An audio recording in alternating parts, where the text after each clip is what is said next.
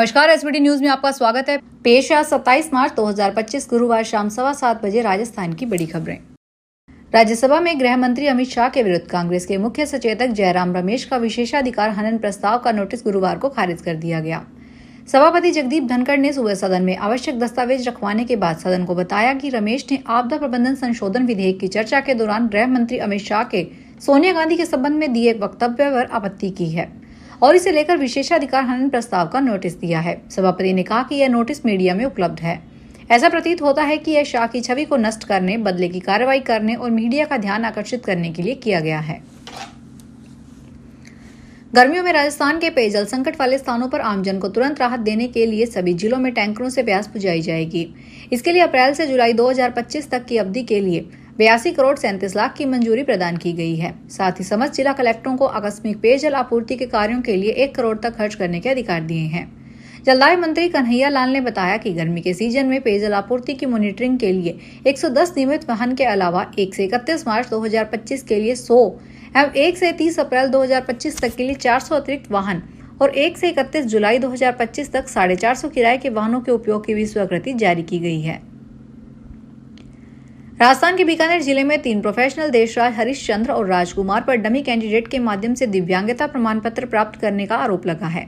इस मामले की जांच एसओजी द्वारा की जा रही है और प्राथमिक साक्ष्यों के आधार पर 3 शिक्षकों को जयपुर स्थित स्वाई मान सिंह अस्पताल के मेडिकल बोर्ड के समक्ष पेश होने के निर्देश दिए गए हैं। मामले का खुलासा तीनों शिक्षकों के दोस्तों ने एसओजी में शिकायत करने के बाद हुआ।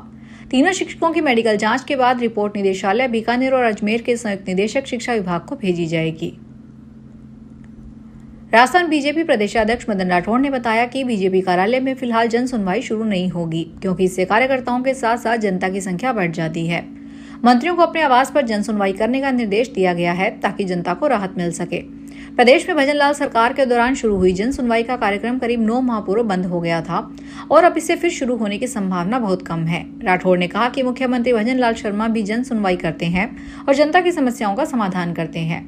बीजेपी की सरकार बनने के बाद 13 जून 2024 से प्रदेश कार्यालय में शुरू हुई जन सुनवाई केवल 4 दिन ही चली। कांग्रेस के शासनकाल में भी जन सुनवाई कार्यक्रम चलता था, जिसे जनता दरबार के नाम से जाना जाता था।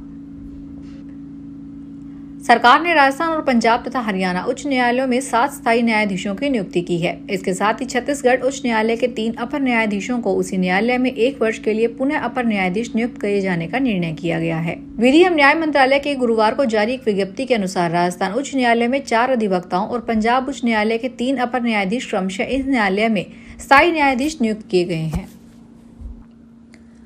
श्रीगंगानगर के सूरतगढ़ रेलवे स्टेशन पर मिले 2 लावारिस व्यक्तियों की पहचान जांच के बाद बांग्लादेशी नागरिकों के रूप में हुई है।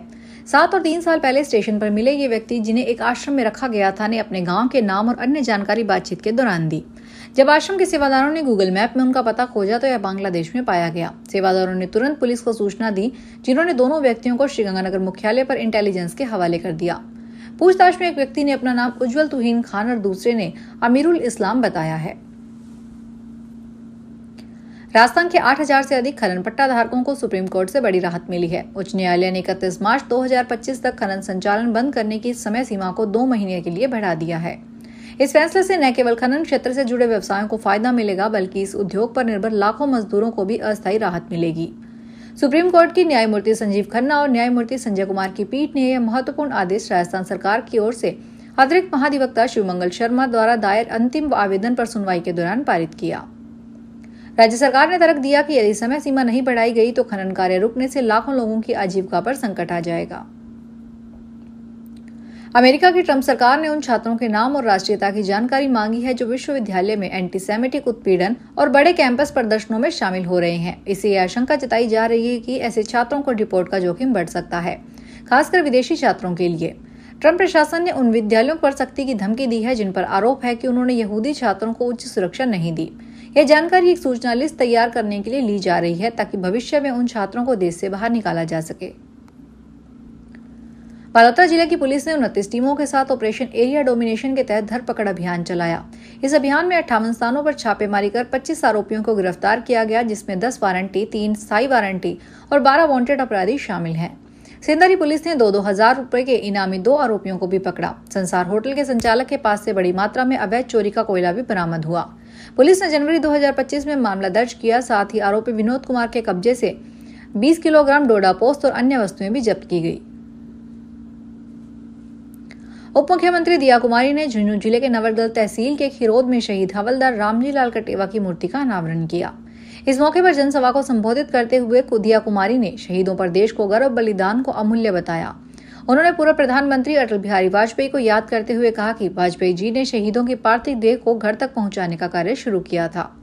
प्रधानमंत्री नरेंद्र मोदी का सैनिक कल्याण के क्षेत्र में 1 रैंक 1 पेंशन शुरू करने के लिए आभार जताते वक्त गत 11 वर्ष में देश में सैनिक कल्याण और सुरक्षा व्यवस्था के क्षेत्र में हुए कार्यों को भी जानकारी दी।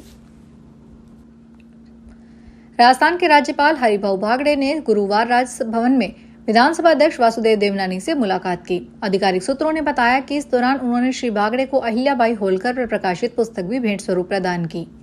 श्री बागड़े से श्री देवनानी ने विभिन्न विषयों पर संवाद भी किया। श्री बागड़े से उनकी शिष्टाचार भेंट थी। दिल्ली शिक्षा निदेशालय राष्ट्रीय राजधानी के सरकारी विद्यालयों में पढ़ने वाले विद्यार्थियों भविष्य संवारने और उन्हें सशक्त बनाने की दिशा में कदम उठाते हुए राष्ट्रीय कौशल विकास निगम इंटरनेशनल और फिजिक्स वाला लिमिटेड की संयुक्त पहले Bharat innovation global private limited के साथ गुरुवार को समझौता ज्ञापन पर हस्ताक्षर किया। समझौता ज्ञापन पर हस्ताक्षर दिल्ली विधानसभा परिसर में मुख्यमंत्री रेखा गुप्ता और प्रदेश के शिक्षा मंत्री आशीष सूद की मौजूदगी में किया गया। इस समझौते के तहत प्रदेश के सरकारी विद्यालयों में पढ़ने वाले 1,63,000 विद्यार्थियों को राष्ट्रीय पात्रता सह प्रवेश परीक्षा और केंद्रीय विश्वविद्यालय संयुक्त प्रवेश परीक्षा की प्रवेश परीक्षा के लिए निःशुल्क ऑनलाइन कोचिंग की सुविधा प्रदान की जाएगी। एसीबी मुख्यालय के निर्देश पर एसीबी चौकी भरतपुर इकाई द्वारा आज कार्रवाई करते हुए संतोष कुमार सचिव एवं मोहित कुमार बाबू डीपीएम एसटी कॉलेज में 15,000 रुपए रिश्वत लेते हुए रंगे हाथों गिरफ्तार किया गया है।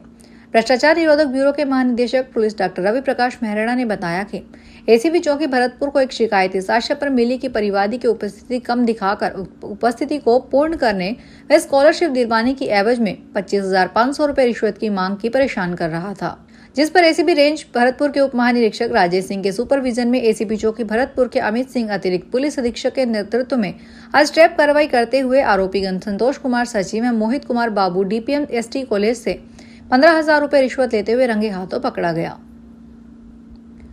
पाली के सोजत में ट्रेंडिंग फर्म मालिकों से 6 आरोपियों ने ऑनलाइन गेम के झांसे में 1.5 करोड़ रुपए हड़प लिए।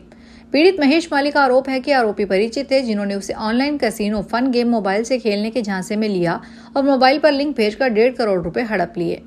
पीड़ित महेश माली ने रिपोर्ट में बताया कि आरोपी 2021 में आरोपियों ने धोखाधड़ी की नीयत से ऑनलाइन गेम के लिए झांसे में लिया और कहा कि इससे तुम्हें लाखों रुपए का फायदा होगा।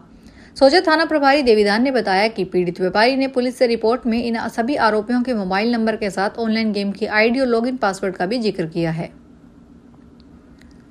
जैसलमेर में इंदिरा गांधी नहर परियोजना की नहरबंदी आज से शुरू हो गई है और 27 मई तक चलेगी। इस दौरान नहरी किसानों को सिंचाई का पानी नहीं मिलेगा। पहले 30 दिन तक पेयजल के लिए 2000 क्यूसेक पानी छोड़ा जाएगा और 27 अप्रैल से पानी की आवक पूरी तरह बंद की जाएगी। जल संसाधन एवं जलदाय विभाग ने पेयजल भंडारण की तैयारी कर ली है। जलदाय विभाग ने पानी की किल्लत से निपटने के लिए पहले से तैयारी की है।